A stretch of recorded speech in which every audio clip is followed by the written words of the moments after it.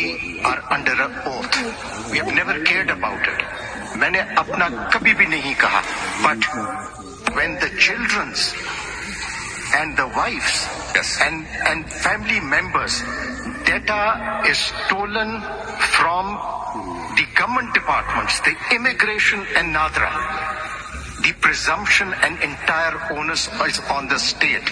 You cannot just make a statement that it is shameful. No, sir. That is, crime, sir. Listen, Crime, sir. People, Crime.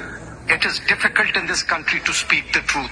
A crime, sir. Those brave enough who speak the truth, there are judges we know, जिनको सिर्फ कहते हैं कि तुम्हारा बच्चा फलां जगह में पढ़ता है, and it's the state which is doing it. You see now, Let us be honest about it. Sorry, I must intervene. We can keep giving our opinions. Can we just finish seeing what the high courts we actually pursuant in order asked for? Let's read those, then we can discuss the matter further. आप कौन सा पढ़ रहे थे अभी आप?